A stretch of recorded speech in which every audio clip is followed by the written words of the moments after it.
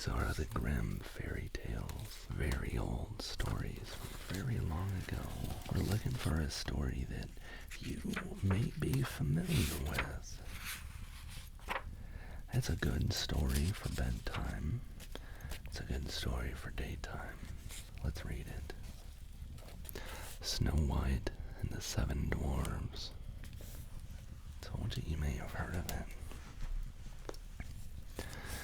Once upon a time, in the middle of winter, when the snowflakes were falling like feathers from the sky, a queen sat at her window working, and her embroidery frame was of ebony. And as she worked, gazing at times out on the snow, she pricked her finger, and there fell from it 3 drops of blood on the snow. And when she saw how bright and red it looked, she said to herself, "Oh, that I had a child as white as snow, as red as blood, and as black as the wood of the embroidery frame." Not long afterwards, she had a daughter, with a skin as white as snow, lips as red as blood, and hair as black as ebony. She was named Snow White, and when she was born, the queen died. After a year had gone by, the king took another wife, a beautiful woman, but proud and overbearing, and she could not bear to be surpassed in beauty by anyone. She had a magic looking glass, and she used to stand before it and look in it and say, "It's a mirror. Looking glass upon the wall, who is the fairest of us all?" And the looking glass would answer, "You are the fairest of them all." And she was contented, for she knew that the looking glass spoke the truth. Now Snow White was growing prettier and prettier, and when she was 7 years old, she was as beautiful as day, far more so than the queen herself. So one day, when the queen went to her mirror and said, "Looking glass upon the wall, who is the fairest of us all?" it answered, "Queen, you are full fair, 'tis true, but Snow White fairer is than you."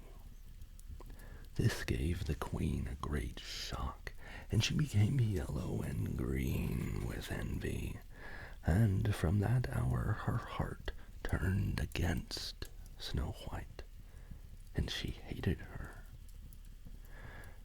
And envy and pride, like ill weeds, grew higher in her heart every day until she had no peace, day or night. At last she sent for a huntsman and said, "Take the child out into the woods, so that I may set eyes on her no more. You must put her to death, and bring me her heart as a token." The huntsman consented and led her away, but when he drew his cutlass to pierce Snow White's innocent heart, she began to weep and say, "Oh, dear huntsman, do not take my life. I will go away into the wild wood and never come home again." And as she was so lovely, the huntsman had pity on her and said, Away with you then, poor child. He thought the wild animals would be sure to devour her, and it was as if a stone had been rolled away from his heart when he was spared putting her to death.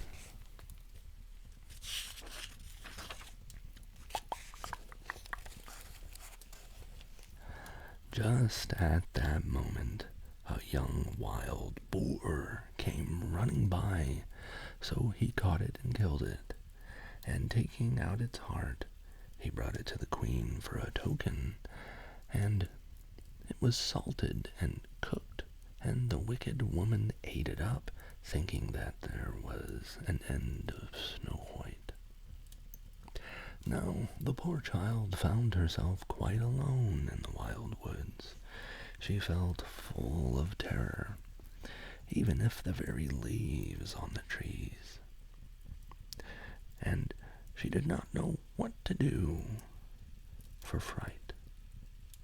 Then she began to run over the sharp stones and through the thorn bushes, and the wild beasts ran about her, but they did no harm to her.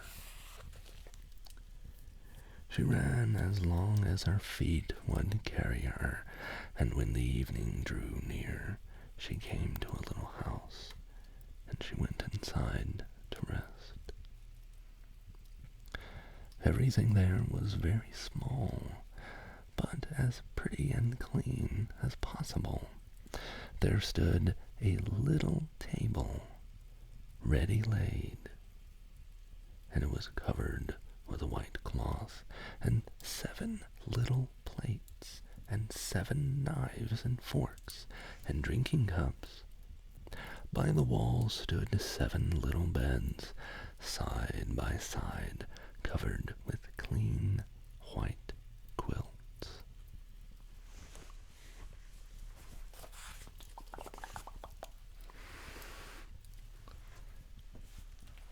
This story is beginning to sound familiar. It's interesting how details of these bedtime stories will change over time. Certain details stay the same. You may have seen the movie. Oh, a little cat is here. Good kitty. It's good to have a companion.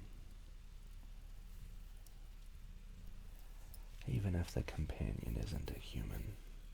Oh, she wants to get in my lap. Come on, baby cat. You can do it. She's a good one. She's a good one.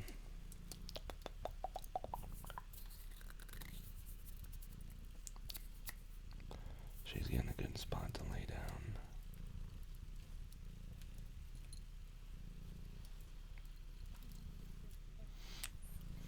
You want me to read to you too, little cat?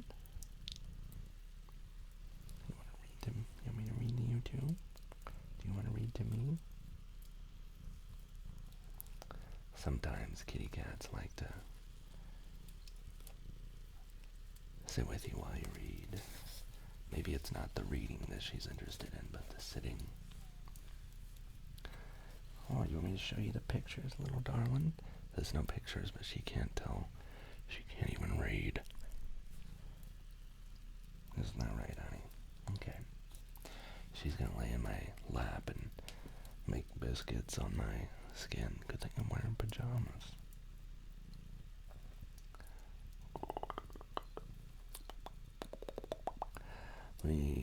That's right, the beds with clean white quilts. Snow White, being very hungry and thirsty, ate from each plate, with each plate a little porridge and bread. She's putting her paw on me.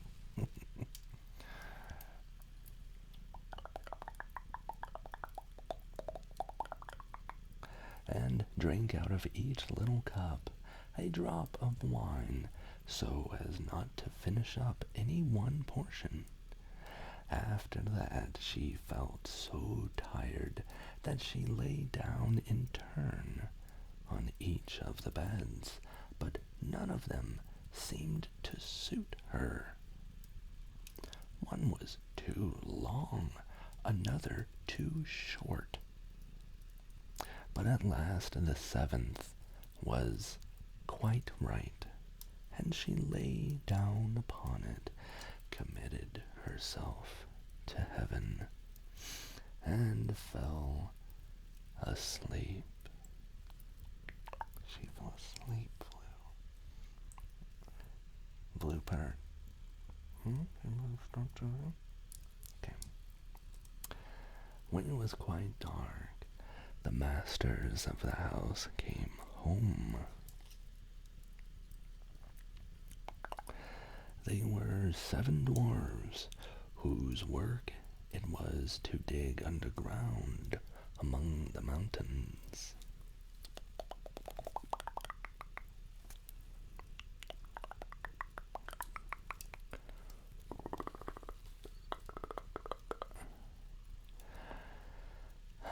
When they had lighted their 7 candles, and it was quite light in the little house, they saw that someone must have been in, as everything was not in the same order in which they left it. The first said, "Who has been sitting in my little chair?" The second said, "Who has been sitting in my little plate?" The third said, "Who has been taking from my little loaf?" The fourth said, "Who has been tasting my porridge?" The fifth said, "Who has been using my little fork?" The sixth said, "Who has been cutting with my little knife?" The seventh said, "Who has been drinking from my little cup?" My precious cup. Isn't that right, baby cat? She's sitting in my lap like a person. I'm not doing all those same voices again. That's I wasn't prepared to do individual voices for individual dwarves, but here we are, so. The others came running and cried, "Someone has been in our beds too." But when the seventh looked at his bed, he saw little Snow White laying there asleep. Then he told the others, who came running up, crying out in their astonishment and holding up their 7 little candles to throw a light upon Snow White.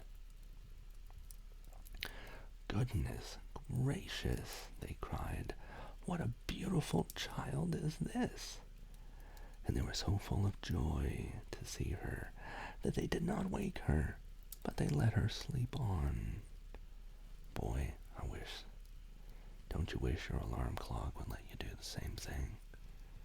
Just let me sleep on. Don't I look so peaceful now? What are you doing? All right, kitty cat. Isn't that what you should do for me when I'm napping on the couch? You use your claws to... I don't know what you're doing, but you're just helping me.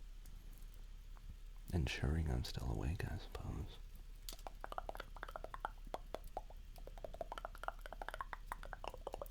Where was I? Oh, yes. He's all there laying. They're asleep. They let her sleep on, and the 7th dwarf slept with his comrades an hour at a time with each until the night had passed. Oh, it's like they were sharing. When it was morning, when it was morning and Snow White awoke and saw the 7 dwarves, she was very frightened. But they seemed quite friendly and asked her what her name was, and she told them. Then they asked her how she came to be in their house, and she related to them how her stepmother had wished her to be put to death, and how the... Wait, we don't want to disturb the cat, so I have to be careful. I related how the stepmother had wished her to be put to death, and how the huntsman had spared her life, and how she had run the whole day long until at last she had found their little house. Then the dwarfs said, "If you will keep our house for us, and cook, and wash, and make the beds, and sew, and knit, and keep everything tidy and clean, you may stay with us, and you shall lack nothing." "With all my heart," said Snow White, and so she stayed and kept the house in good order. In the morning the dwarves went to the mountain to dig for gold. In the evening they came home, and their supper had to be ready for them. All the day long the maiden was left alone, and the good little dwarves warned her, saying, "Beware of your stepmother. She will soon know you are here. Let no one into the house." Now the queen, having eaten Snow White's heart, as she supposed, felt quite sure that now she was the first and fairest. And so she came to the mirror and said, "Looking glass upon the wall, who is the fairest of us all?"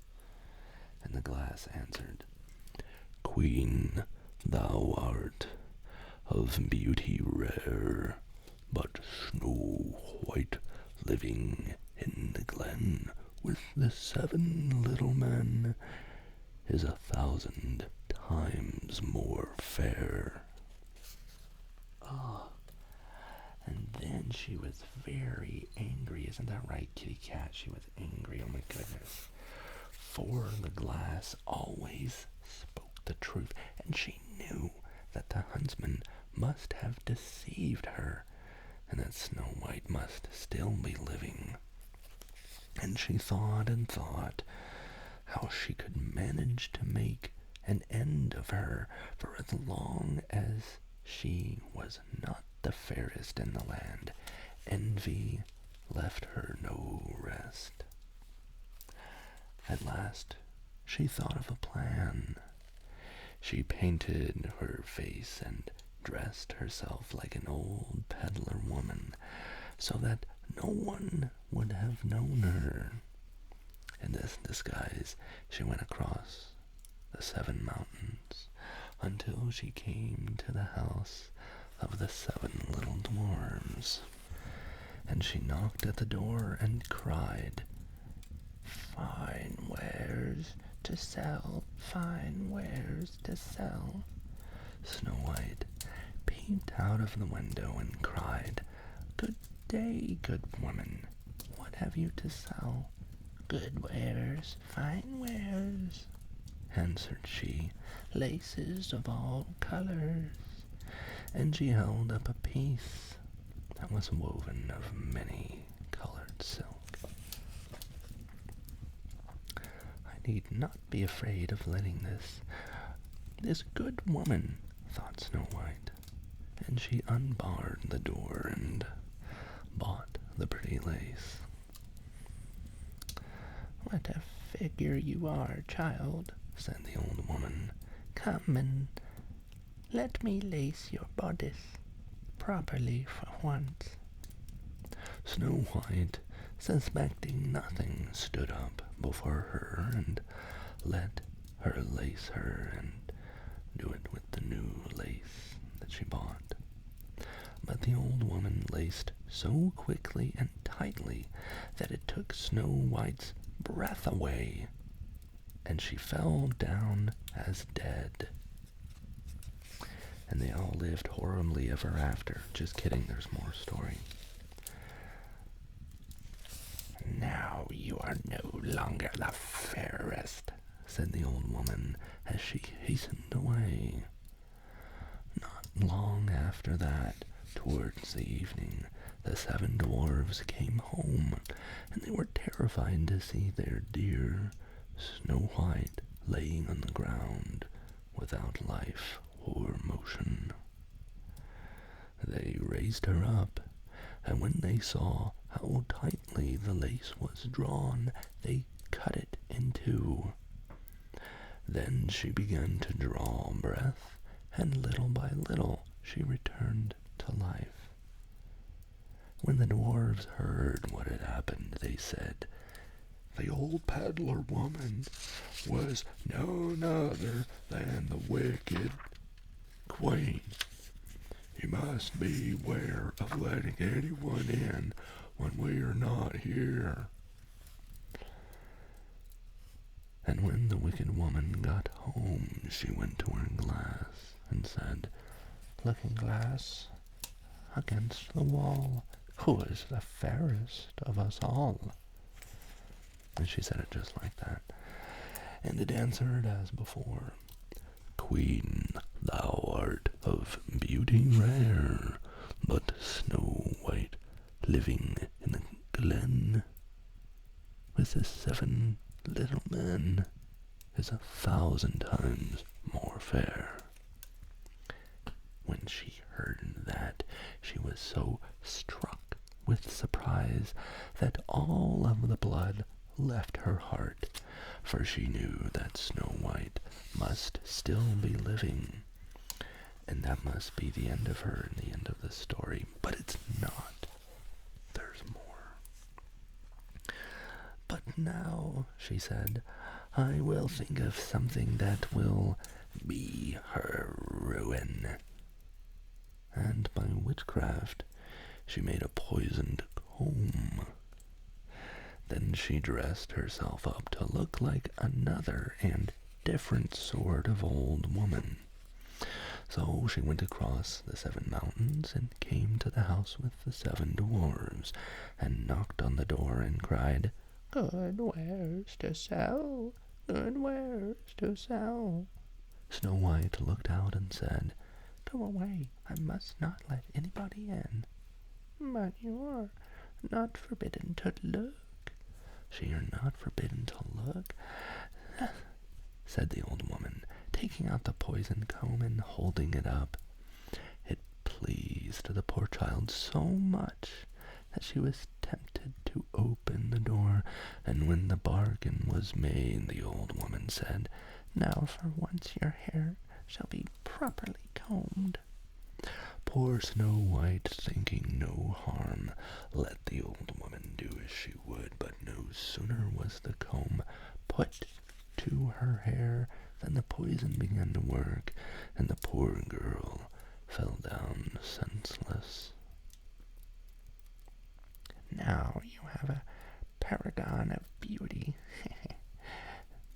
"Now, you paragon of beauty," said the wicked woman, "this is the end of you," and she went off.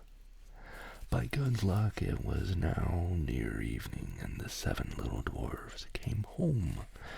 When they saw Snow White lying on the ground as dead, they thought directly that it was the stepmother's doing.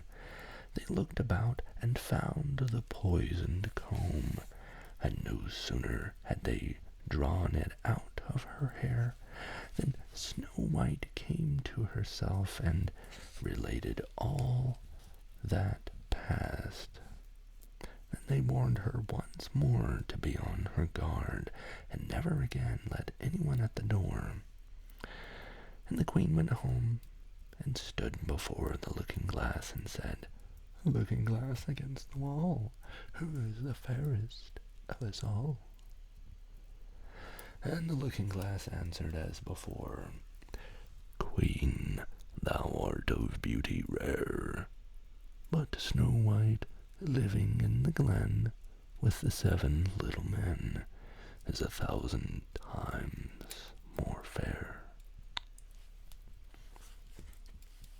When she heard the looking-glass speak thus, she trembled and shook with anger. "Snow White shall die," she cried, "though it should cost me me my own life. And she went to a secret, lonely chamber where no one was likely to come, and there she made a poisonous apple.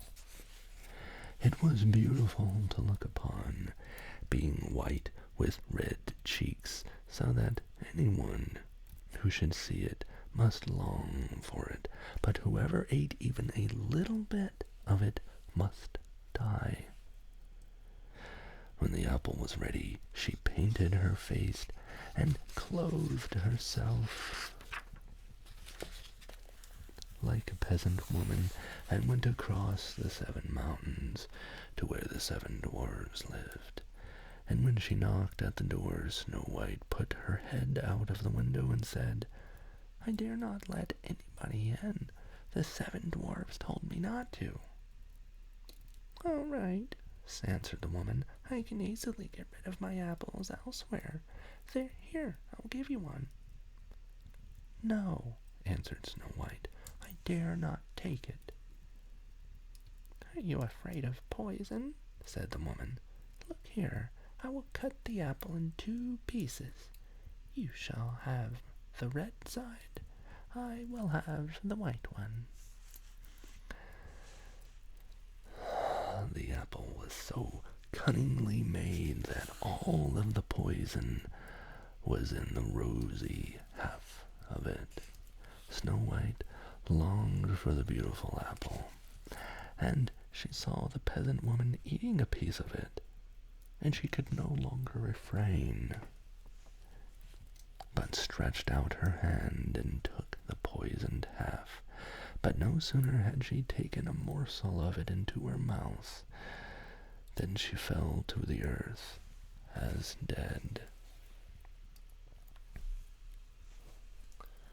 Starting to die down just like this fire.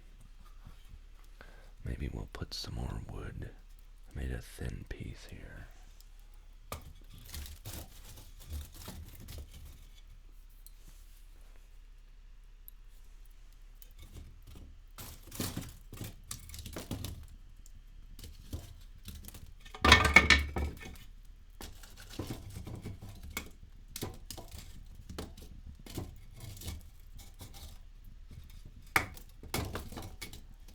Can I have a stream marker, please?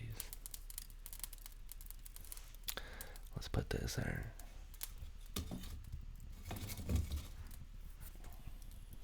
That'll be good for now.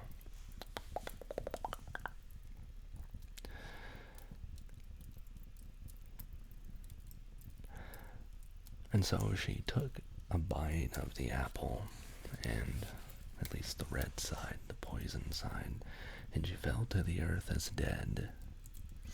And the queen, casting on her a terrible glance, laughed aloud and cried, "As white as the snow, as red as blood, and black as ebony. This time the dwarves will not be able to bring you to life again." When she went home and asked the looking glass, "Looking glass against the wall, who is the fairest of all?"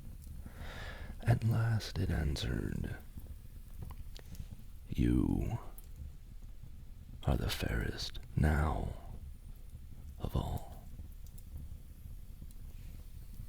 Then her envious heart had peace, as much as an envious heart can have. Oh, listen to that wood hissing. That's the moisture in air leaving the wood as it burns.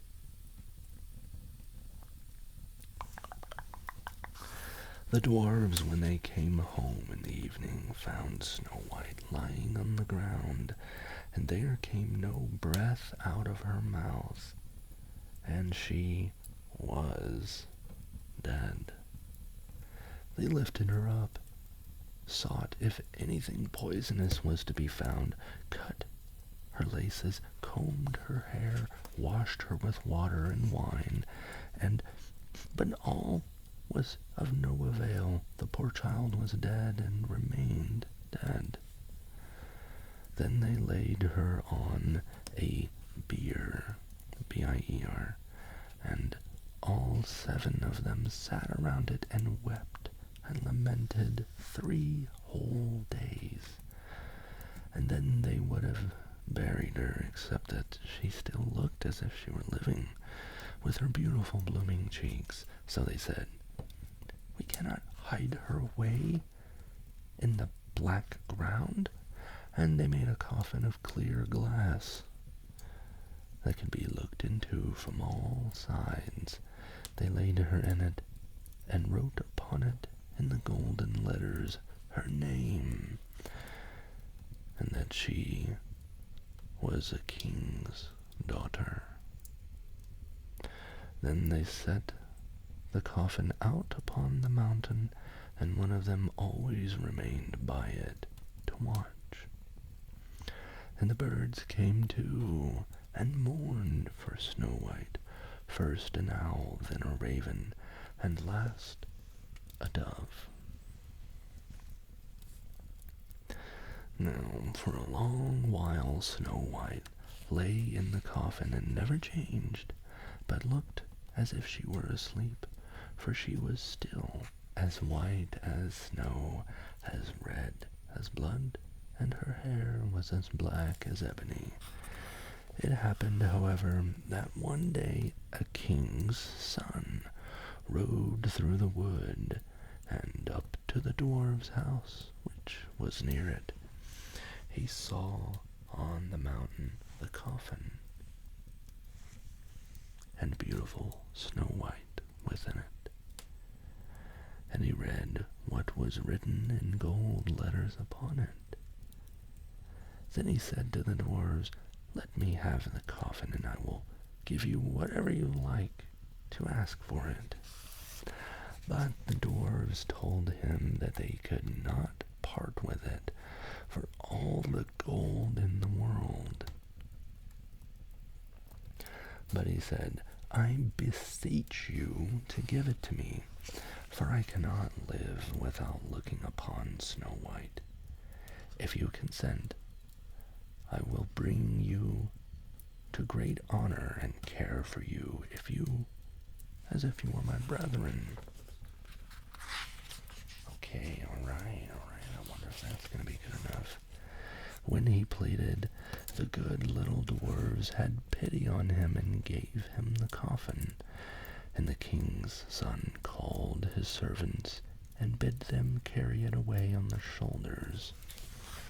And here's the dwarves retrieving the Snow White coffin.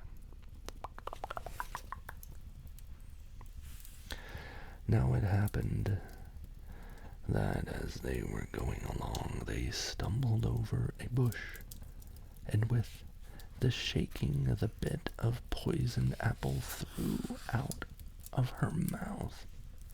It was not long before her eyes opened. She opened her eyes, threw up the coffin cover, and sat up alive and well. "Oh dear, where am I?" she cried. The king's son answered, full of joy, "You are near me."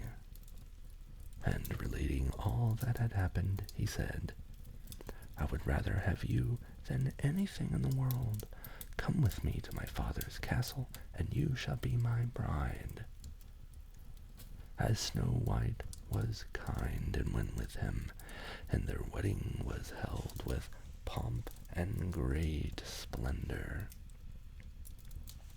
But Snow White's wicked stepmother was also bidden to the feast, and when she had dressed herself in beautiful clothes, she went to her looking-glass and said, "Looking-glass upon the wall, who is the fairest of us all?"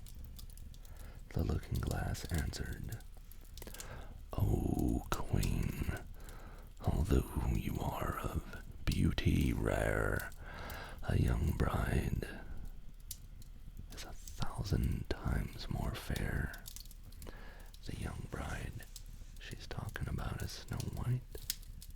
Then she railed and cursed and was beside herself with disappointment and anger. First she thought she would not go to the wedding, but then she felt she should have no peace until she went and saw the bride. And when she saw her, she knew her for Snow White, and could not stir from the place of anger and terror. For they had ready red-hot iron shoes, in which she had to dance until she fell down dead.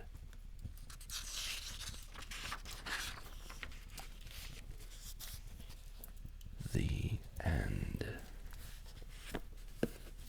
That's Snow White and the Seven Dwarves. Grimm's Fairy Tales by the Brothers Grimm, translated by Mrs. E.V. Lucas, Lucy Crane, and Marion Edwards, Grosset and Dunlap Publishers, New York. A very old story, very familiar to all of us, I'm sure. Here's the key. The prince, and here's the difference in these stories. The prince didn't kiss the sleeping beauty. She didn't kiss the princess. He didn't have to. It was the prince took her and then it just jostled her, and then the apple came out of her mouth. And I don't remember exactly what the punishment was for the queen, stepmother of Snow White. In the Brothers Grimm story, it's pretty bad. So another moral of the story, don't be tricking people. And also, look, you're beautiful just how you are, alright? You don't need to ensure that you're the most beautiful than someone else. Here's the thing about the queen, this old witch. Her heart was ugly. I think that's the takeaway for me. Snow White, she was kind. So be kind to people. The dwarves were kind, making sure everybody had what they needed, took care of their visitor, and she said, you know what, I'm going to help you guys too. So yeah, thank you for letting me read you this.